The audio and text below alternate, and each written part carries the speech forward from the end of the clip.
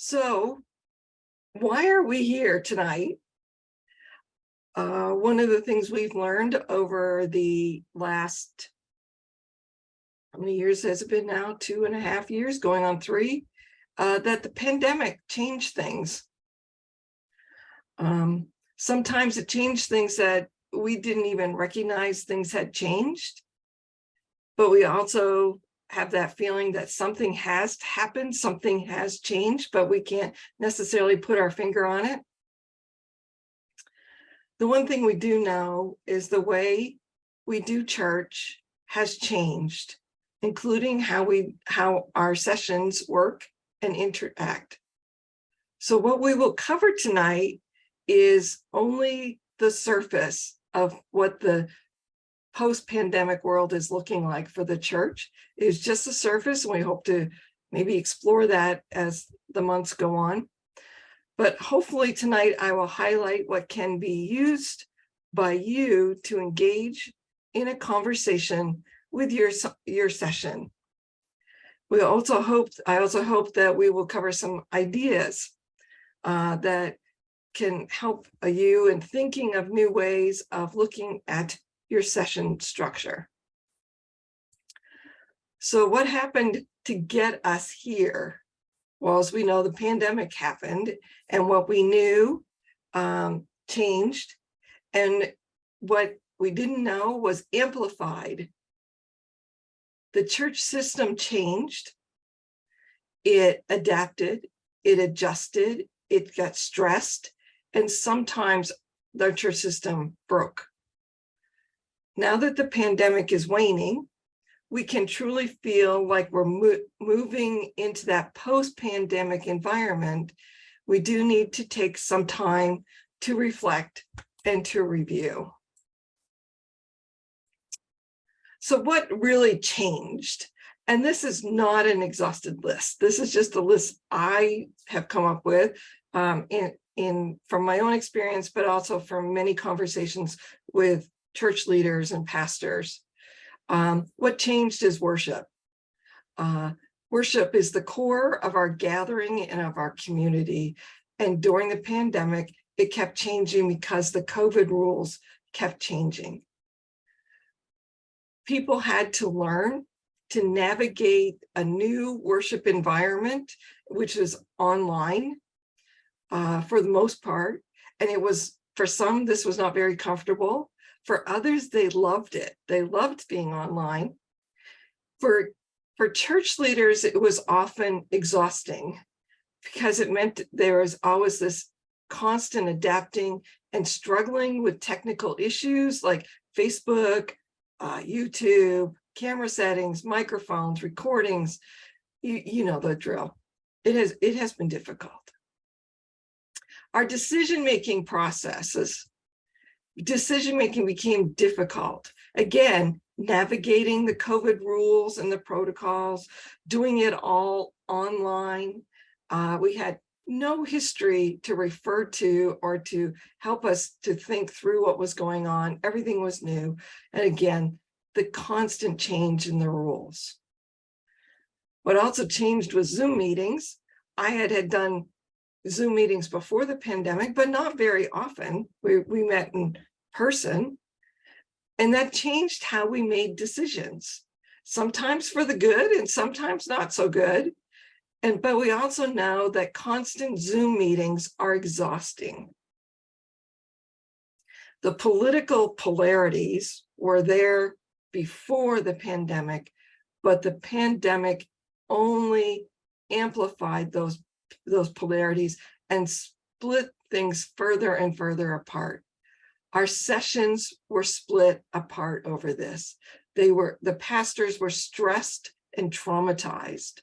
Again, it was exhausting, and it created broken relationships, some that are still have not been healed. There was a new reality of what is hybrid and what is in person. Which was it? Do we meet in hybrid? Do we meet in person? Do we meet online? What are we supposed to do now is the question people are asking. attendance. People didn't come back when we started worshiping back together. Or at least that is the impression. Some are people who are just continuing to meet online. They just are not going to come back. Some people have just disappeared. They've moved on to something else, moved on to another online worship or something. Some people died of COVID. And a lot of this has caused trauma for our churches and our church leaders. During the pandemic, and even after, everyone felt stalled in their ministry. They felt suspended. They felt there was this liminal season that just didn't seem to end. And there was a lot of not knowing what direction to go. Leadership is exhausted and stressed. And what we have found, a lot of leadership has stepped away from their responsibilities or moved away. Some have physically moved away. Some have just moved away from the church. Many have stopped participating in leadership roles. There was so much that had to be learned, and it just was sometimes too much and again, traumatizing. There were technical issues during the pandemic, and I don't mean just the technology, but there were still technical issues we had to deal with, and that was like property still had to be dealt with, stewardship, budgeting, those kind of things still were there and continue. And also things got put on hold during the pandemic, and some of them got off track and they lost sight of mission and ministry. Overall, the words that came up over the years and in the conversations I have is people are exhausted, they are traumatized, they feel stalled or suspended, they feel like they are still in a liminal season or a liminal space. They are stressed. There's this sense of loss of direction and disorientation. So all of that's kind of the background to where we are in the present. So as we step into the present, what we can really look at is we are living in the wake of all of that. The waves of the pandemic are still very strong. The wake of the storm is still strong. We are getting a first look at where the world is living and going in this post-pandemic world, but we're still not quite got a total picture. We're still disoriented, but on the verge or are ready to move forward, but we may not know how or where to start. There are many challenges facing our sessions and our church leaders today. So there are some things we need to know before we answer the question, where do we start?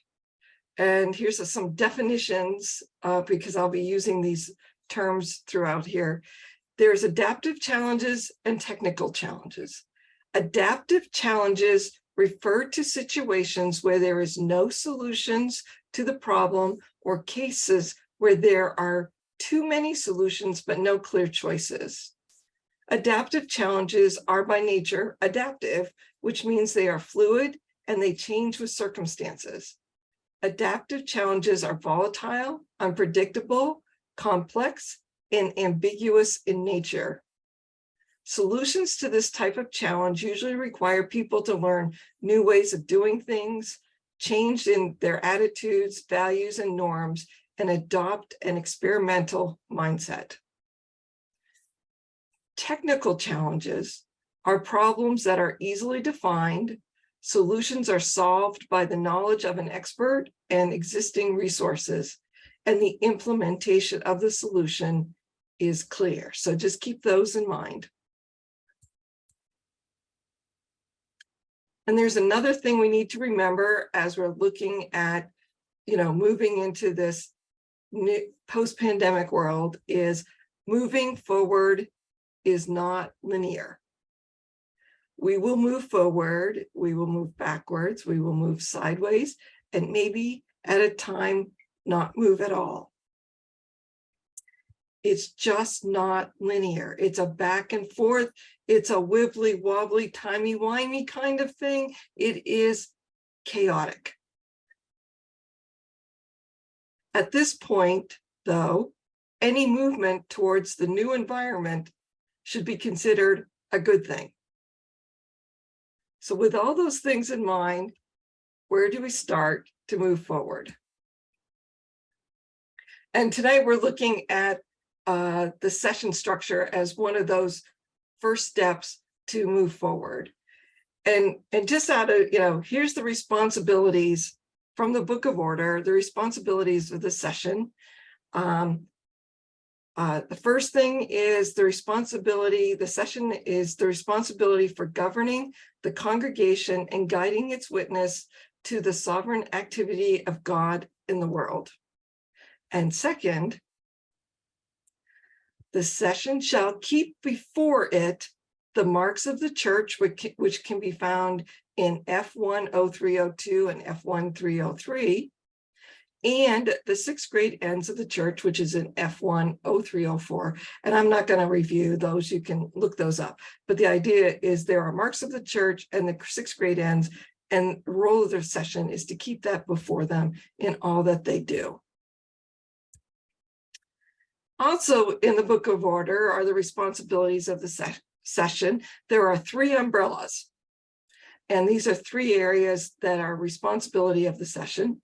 One is to provide that the word of God may be truly preached and heard, provide that the sacraments may be rightly administered and received, and nurture the covenant community of disciples of Christ.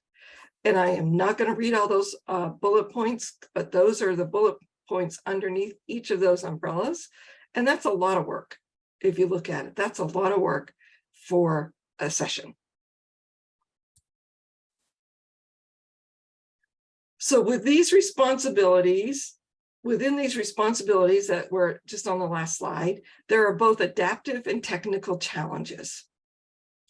So where do we start as we move into this post-pandemic environment? Adaptive means that there are some things we need to learn and explore. And some of those things we need to learn and explore in this new environment is, how do we communicate now? How do we interact and connect with each other? How do we make decisions? How do we vision for the future? And how do we be the community in this new environment that is hybrid, online, and in person? What's technical means that there is probably someone or someones or groups who have knowledge, who have the knowledge base to make some of these things work that sessions need to do, such as the technology that needs to happen, and the policies and the processes and the procedures that we need to be a session moving forward. One of the things I also always want to say about adaptive and technical is they're both good. You have to do both. One isn't better than the other. So you don't put them against each other. They're just the reality that these are the challenges. Our challenges fall under these 2 things. And someone may even say under a third, which is sort of the technical adaptive kind of world. But that's, we'll just use technical and adaptive for tonight. So where do we start? Tonight, I'm going to tell you, you need to start with the foundation. Just a few days ago, there was an op-ed piece with NPR about moving forward into this post-pandemic world. And the author pointed out that moving forward was like building with Legos. Yes, there are some instructions, and yes, all the pieces are there, hopefully. But in order to build with Legos, you need to have a strong foundation to start the project. Also, scripture reminds us that we need to have a strong foundation. In Matthew 7:24-27 is the story of the foolish person who built their house on the sand, and there wasn't a strong enough foundation, and it crumbled. And the book of order doesn't start with governance or worship or discipline. It starts with the foundational principles and theology of our faith. So let's start with the foundational parts as we look at how to navigate and move into this post-pandemic world. One of the things, as someone who's been on presbytery staffs now for 17 years, one of the things I have found that when the foundational areas of our church structure and our session structures are not working well, when they are working well, no one notices. No one notices that they are working well. But when they are not, when something goes wrong with the foundational pieces of our structure, it becomes part of the leadership's full attention. It can be time consuming and stressful and anxiety filled, and it takes away from the other things. We put a lot of energy into keeping that foundation together. So it's important to have a strong foundation that works well. And the session is one of the foundational parts of the church life.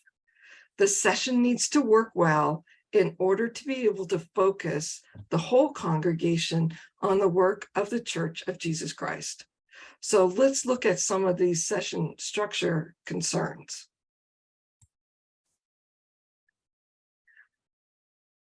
One is the session meeting has changed from the pandemic. And this is a question I get a lot from all of you. Should we have our session meetings online or in person? And the answer is yes. Go with what works for you, whether it's in person or online or hybrid. Hybrid, though, one of the things about hybrid, in order to be effective, it needs to be set up well for the people who are on the screen, to make sure it feels like they are actually participating in the discussion and participating in the meeting and not just observing. There is technology that can help that become more than just sitting a laptop at the end of the table. But you got to think that through if you're going to do it that way. There's ways to make it do it. But what works for you? And that's part of what you as a session need to have a conversation about. What's working well for us? What we can't not do an online meeting because one person doesn't like it. It's got to be what is working well for the whole group, and it needs to be a conversation. Most session meetings should be at least monthly. The Book of Order says they have to meet at least quarterly, but for most sessions, especially moving into these changing times, you should be meeting monthly, or at least mostly monthly. And you need to think about the time and place, because what maybe worked pre-pandemic, meeting on the fourth Monday of the month or something like that, just doesn't work anymore. And you need to say, is this still working? A small church that I worked with once met twice a month for 1 hour following worship. And it worked for them. They were creative and said, what is going to work for us? And it worked for them. At one of the meetings, they did all the business. And at the second meeting, they did the visioning and the dreaming and the training. So think about your session meetings differently than what it was before the pandemic.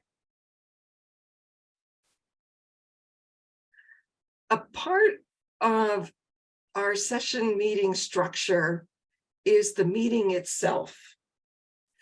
The agenda is important to have planned out ahead of time so everyone knows what's going to happen. I have been, over the decades, as guilty as anybody of writing out the session agenda 15 minutes before the session meeting. That's not helpful. So think about the session agenda as a key component of the session structure, and not just something you need to do to make sure you got everything done. First, start the meeting with, we all start with devotion time or whatever you want to call it, but focus on something like dwelling in the Word, which is a process of reading Scripture together and listening to Scripture. Or use a series based on a book that is helpful for understanding your work together. Or use a series of scriptures from a particular, chapter or something like that, but make it focused, not just random. Whoever the elder is for that week, picks up something and does it. Make it focused. Doesn't have to be the pastor or the moderator who does it, but have it so there's some consistency and some conversation each time you do that. So that would be your first 15 or 20 minutes of your session meeting. Then use your next 15 minutes for some sort of training on being a church leader in the new environment. There's so much there needs to be learned, and this is the time to do it at your session meetings. Doesn't have to be long. It doesn't have to be an hour training, maybe 15 minutes on something that is helpful for you in your new environment. I think we miss opportunities by not doing training at most of our session meetings.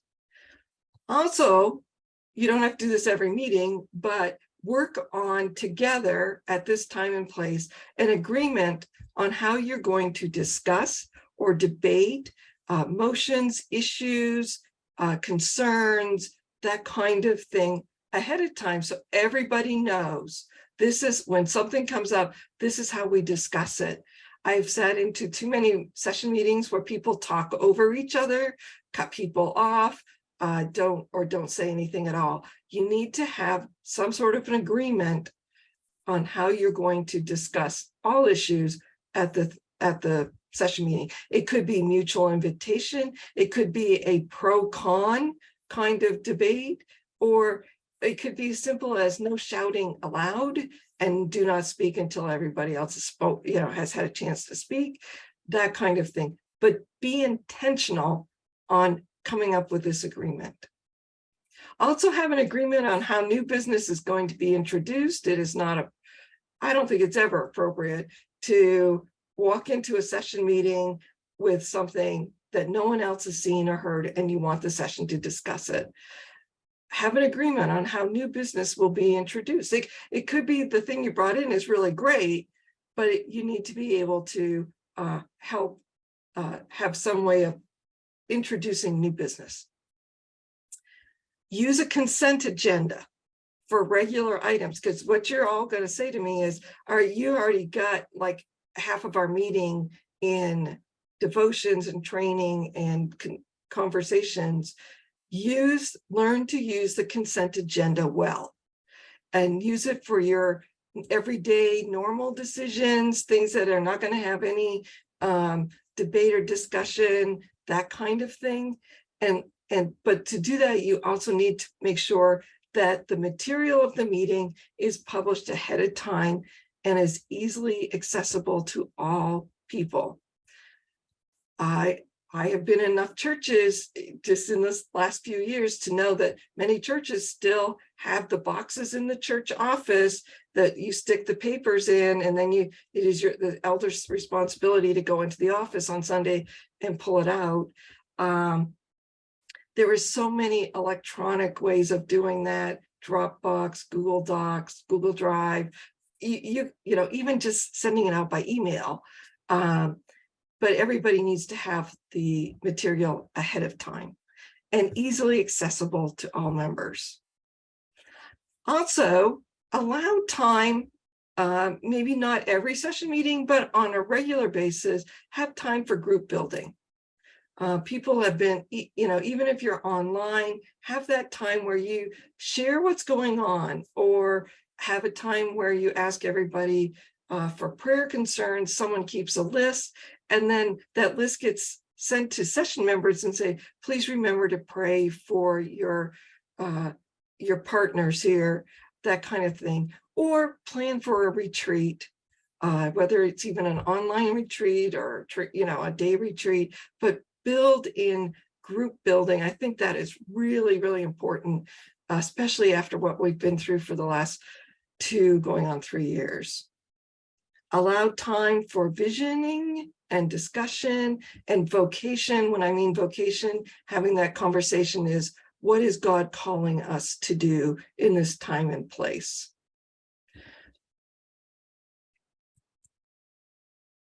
The other big question I have gotten over the last actually couple months is, we can't find enough people to serve. What do we do? This is a really big issue.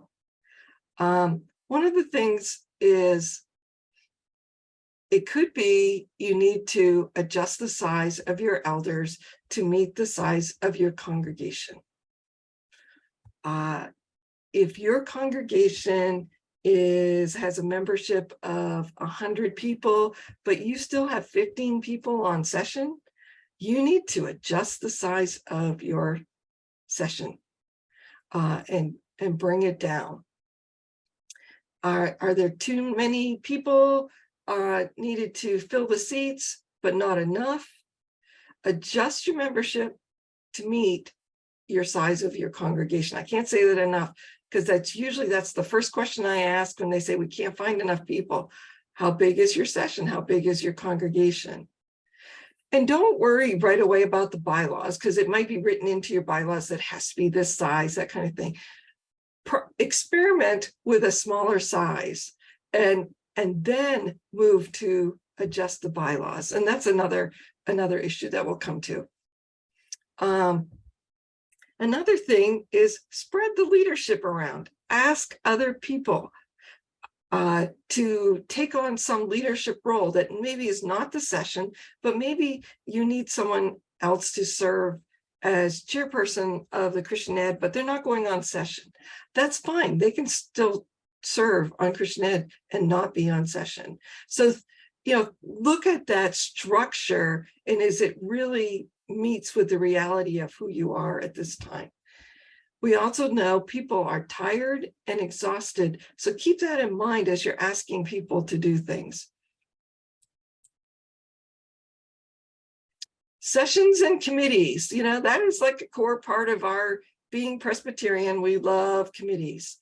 But the question may be, do we have too many committees? We can't get enough leadership for our committees.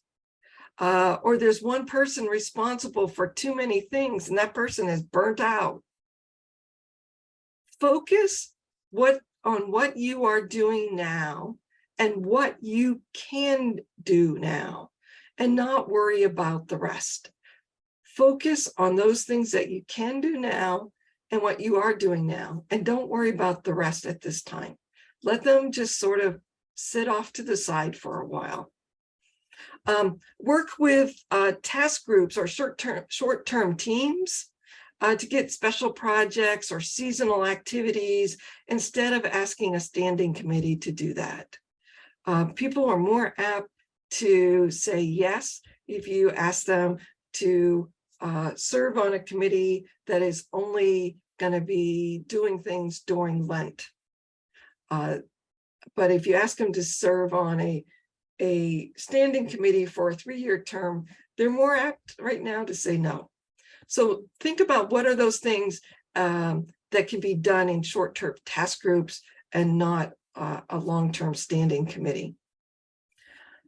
Let go. This is one that people freak out when I say this. Let go of those committees that don't meet your vision or your vocation. Let go of those committees that no one wants to serve on. Shift them, those things, maybe responsibilities that are within that committee, to short-term projects or initiatives, because stewardship still needs to happen, but maybe they don't want to serve on a stewardship, a standing committee on stewardship, but they might be willing to do a project around stewardship for you at a short term. As we're moving into this post-pandemic world, this might be the thing that works best at this time. So think about what those are. Basically, is let go of some of your structure, especially the structure that isn't working, that maybe wasn't working before the pandemic, or those things that got stalled or left behind during the pandemic, and just set them aside for now. Let go of them, because if they're causing a lot of stress and anxiety, that's not helpful to anybody. Another piece, as you noticed in the adaptive challenges, is about experimenting and trying out some new things. And one of my favorite things to say when we've had a project or a Presbyterian meeting or something like that, my staff will know, they know what I'm going to say, and that is, what did we learn? So experiment with some new structure ideas. Some new ways of doing things. Don't worry about your bylaws that they have to be changed at this time. You can get to it, but experiment with something. Start with doing it for a time limit. You're going to do the experiment just for 2 months or 1 month, or maybe even a year, but set a time limit. And at the end of the time limit, review the experiment.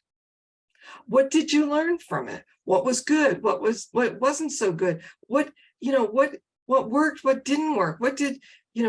How did people feel about this project? Where did we go wrong? Where did we go right on this? What have we got to keep from this experiment? What can we let go? What can we try again? Where do we need to practice?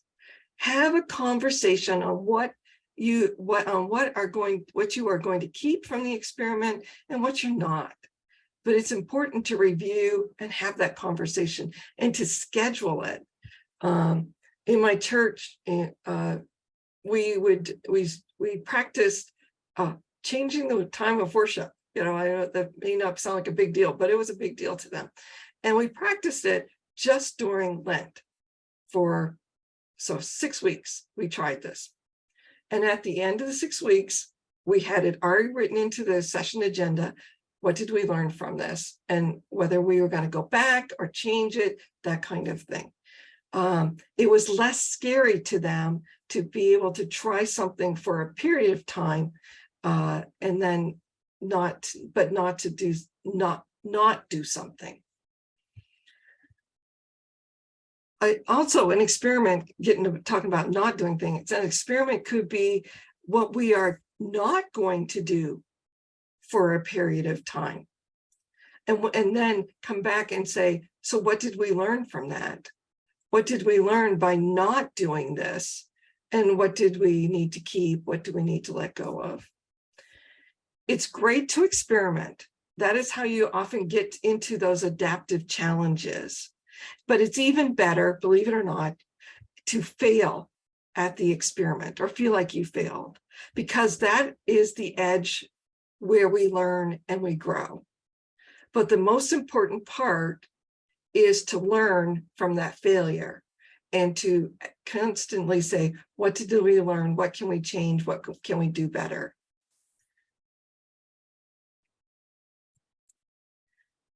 Another important part of the session foundation, and this is an important part of where you want the foundation to be so strong that people don't even know that it's working. We want people to not know that it's working.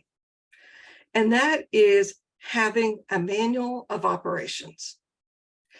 First of all, the manual of operations is required by the Book of Order.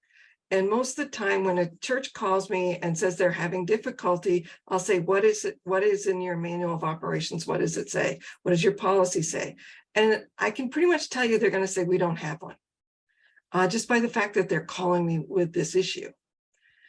The manual of operations or the handbook of operations, or however you want to call it, is the home for all your policies and procedures.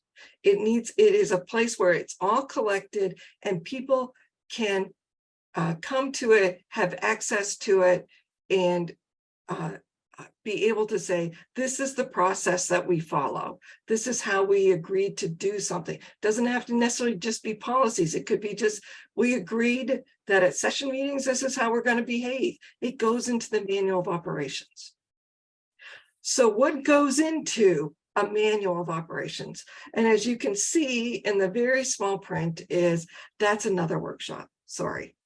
That will take a whole lot of time, but we will be doing a workshop on what goes into the manual of operations and all the different policies. So watch our newsletter and our webpage for that information. So those are the things I have got that cover, some of that session structure. And some changes that you can use. I'm sure there are probably ideas. If you've got ideas, put them in the chat now, and we can have talk about those. Also, would you also, if you have, while we're talking, think of some the workshops that could assist both sessions and deacons and pastors in the future, please put that in the chat, because Steve and I are working on those. We do have something coming up next month. No, well, it's not next month yet. In January on ordination vows. We will also be doing some other ones on, what am I doing it on, Steve? Moderating in times of conflict. There will be one on The first challenge. The challenges that we have, and also the manual of operations. So we'll be doing these throughout the winter and into the spring. But also, if you've got great things you're doing or things that you feel have been really helpful in this post-pandemic, post them in the chat also, and we'll see that we can maybe use those for future discussions or conversations. All right, I'm going to stop sharing. And let's go to our questions. I can see that the big question is, are we getting a copy of the slides? And the answer is yes, you will. They will come. They will come when I post the video. I'll put it on a place where you can get all that all together. Question, is there a guideline for the size of the session per number of members in the congregation? There's no guideline. I think it's what works. If you only have 80 members of your congregation and you have 15 members on session, that is way too big. Downsize it to 6 maybe. Sometimes you got to work your way down. You can't maybe go from 15 to 6 right off, but, kind of work each year, take a few more off and work your way down to that. That's one way of doing it. So it's really what feels and works well for you. You need to, kind of look at your own congregation of what works. Where do I get a book of order? Robert's Rules is a new elder. Oh, someone got it on Amazon. I didn't know you could do that. Amazing what you get on Amazon. You can download it. Jamie put in there that there's the link. You can get it on as a PDF. You can also Google PCOSA Book of Order, and you should be able to find it. The new book of right now, I would, if I were you, if you don't have a book of order, hard copy, like this, kind of thing, Get the PDF, because we'll be July, August. There will be September. Yeah. somewhere in there, there'll be a new book of order, because we're voting on the amendments now. So a new one will come out later in the year. So maybe the PDF would be all you need right at this time. But that's one way of doing it. Is the manual of operations different from a detailed bylaws? Well, first of all, I'm going to tell you, your bylaws shouldn't be detailed. That will be part of the manual of operations discussion, is what should be in your bylaws. The simpler, the better, because bylaws, you have to have a process for changing the bylaws. It's done by the corporation, that kind of thing. So it's often what you have to have. There are things you have to have in by corporation rules, but other things you can say, like in the presbytery's bylaws, it says that presbytery meetings can be done electronically in accordance with the presbytery's electronic meeting policy. That's in the bylaws. And then in our manual of operation is our electronic meeting policy, which only does not have to be changed in the same way as bylaws. So if we needed to change the policy, we have a process of doing that, and it's much simpler, and you can put more details in it. Bylaws get, too much information in your bylaws.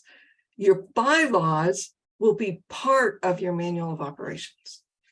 So they go into, think of your manual of operations as a folder, and the bylaws are going to go in that folder. So that's, I don't know if that helps, but that's a good way of looking at your manual of operations as a folder. Bylaws are part of that.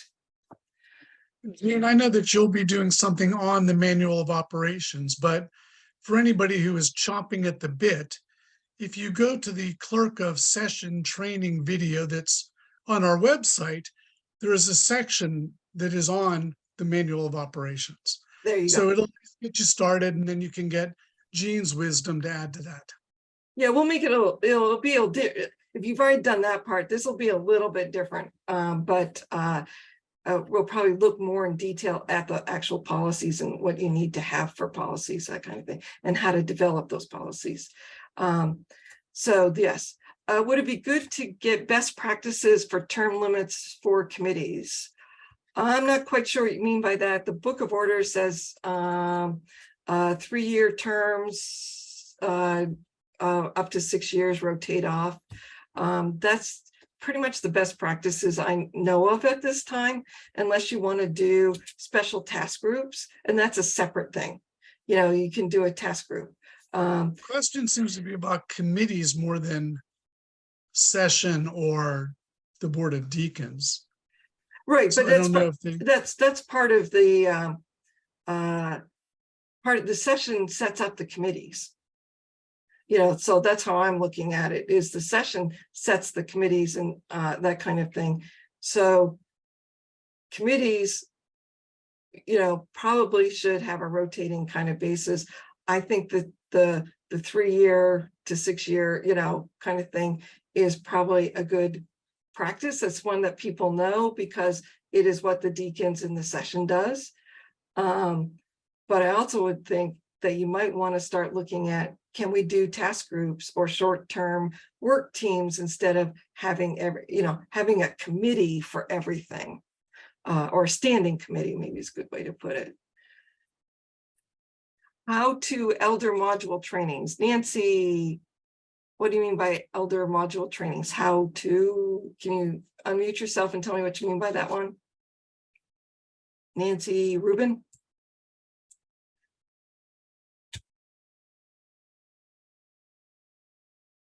Okay, we'll come back to that. I'm not sure what she meant by that. Can we get? There's there's There I am. I'm Okay. so sorry. Yeah, I was Nancy. having trouble manipulating the buttons. Okay, Nancy, what do you mean? What I mean are short trainings, maybe 15 or 20 minutes, that could be looked at during a session meeting, for Right. example. Yeah, there are some out there. we're going to try to put some more together, but you can take just pieces of something and just say, let's have a discussion around this particular element of our ordination vows, and that kind of training.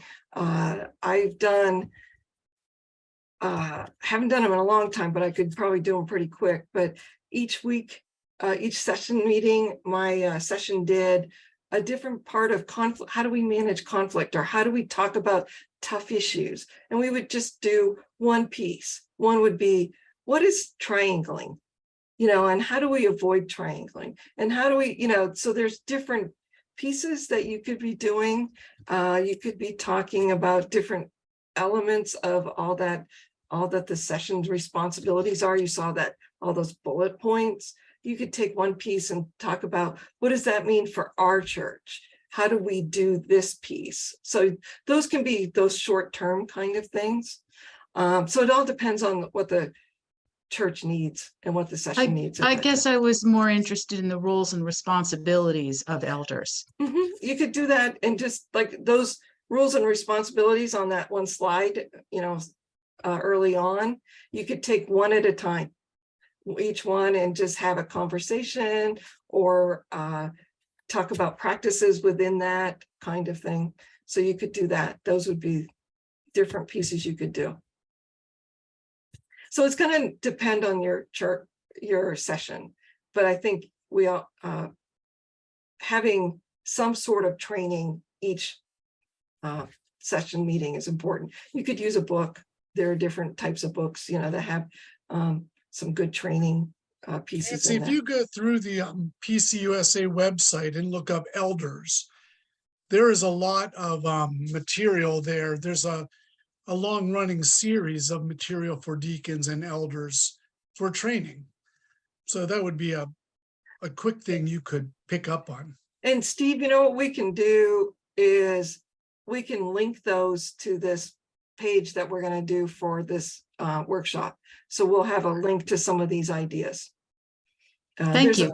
There'll be a whole bunch of them there. Can we get centralized training on personnel committees? Yes. Yes, we did it. We did a one personnel training. You can find the video on our webpage, and we do have another one coming up. But yes, we are working on those. We can put together some training to come to your church and do personnel training, specifically if you have you want your specific personnel committee trained. We can make that happen too. But yeah, personnel committee training is pretty important. Could you give some examples of how deacons and sessions interact? Is deacons moderator or session member in some churches? The second part, I don't know, Steve. I've never known of a deacon being a session member. Me either. I know that there are sessions that include the moderator of the deacons in their session meeting. As they're just information. Ex officio. That's just part of their structure. So yes, you could do that. A lot of churches are not having boards of deacons anymore, but turning that role over to small groups or to the session itself, kind of thing. So there's that. Okay, stated clerk, I get asked this question because I don't remember.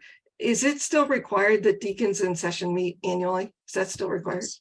It is still required. So that is one thing too you could do is the deacons in sessions are supposed to meet together at least once a year. That could be that community building I talked about earlier. It could be a retreat. It could be a visioning time. Those would be good opportunities for them to interact, in a more formal way. Jean? Yes.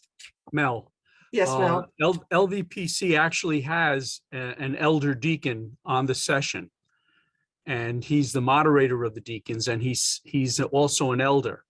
And the convenience, as I see it, he gets an opportunity to make a report to the session every month which keeps us in tune with what the deacon's concerns for the congregations are. Yeah, we'll get back to you on that because I'm not sure that's how it works, but there is a value of having a deacon there to, especially if you have a large group of deacons and a large group of sessions for communication purposes. Some examples of what should go in the consent agenda. A good example would be, if your session approves use of building, people want to use the building and it's, we always agree to it. So you just put that in there. It could be stuff that, here's the curriculum. Here's our curriculum for the fall, because you do have to approve curriculum. So it's going to be things that you don't usually get a whole lot of discussion, but people Minutes need from to the last know. meeting. Yeah, minutes of the last meeting, those are kind of things could go into the consent agenda. Do we have samples of bylaws and manual of operations? Yes, you will get those when we do our manual of operations workshop. Examples of group building and online session for online session meetings. It could be some fun stuff, like tell us a story about a time where you did something, or or tell us about something that we don't know about you, that you don't think we know, that kind of thing. It could be just today I was on a meeting with interfaith leaders from all over New Jersey, and what we did is tell us what you've done this last month, and we just shared what we were doing, and what was one thing you're grateful for. This the time of the year we kind of remember those things. So it could be just one of those where you just share a little story or something along that lines instead of just jumping right into business. There are books or decks of cards, and a lot of times they're marketed as for parents to talk with their children. And so at dinner, you shuffle the deck and a kid pulls a card and it's a question. It's something thought-provoking. Well, truth is, most of the time, if it works for a little kid, it'll work for an adult. And so those can be just something to get people past their guardedness, past let's just get to the business, where they actually start to know each other. All right, downloadable Word docs of manual of operations. Yes, we'll have those, Meredith. We'll get those to you. I feel like we need to do the manual of operations workshop tomorrow night. I know, it sounds like it. That's all I got. Are there other questions? Just use your raised hand feature so I can see you and see where you are. If you have any more questions or comments, we got like 2 minutes. Oh, we got chat here. All right. One thing that you prompted in me is under experimentation. We're awfully used to yes or no, aye or nay, but there are other ways to assess whether a group of people wants to do something or not. And one that came to mind is the 5-finger voting, where you really love it or you really hate it. So it's 1 is you love it, 5 is you hate it. But then in between there's, well, I kind of like it, but I have some questions. Watch those Sorry. fingers there. It's not recorded now, thank goodness. But it gives you a way of saying it's not all or nothing. It's, I feel strongly one way, but I'm willing to give in. So those are other ways to experiment. Other questions or thoughts?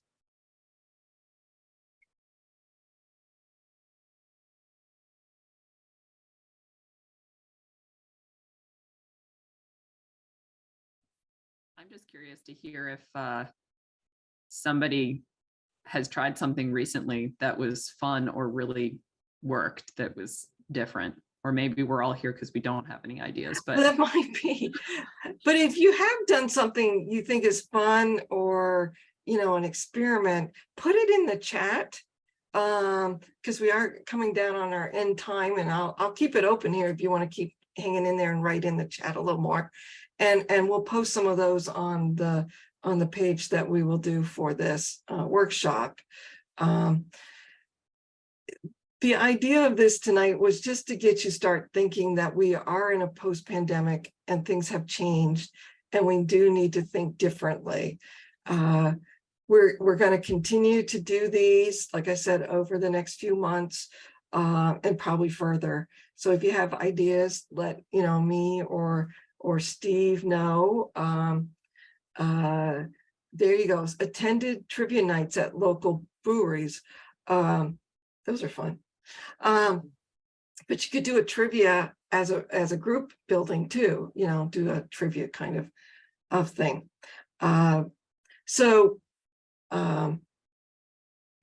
Those are things that you can be doing. So put those in the chat, and you may think of something later. Just email me or Steve, and we can continue to add that. Yeah, Wendy.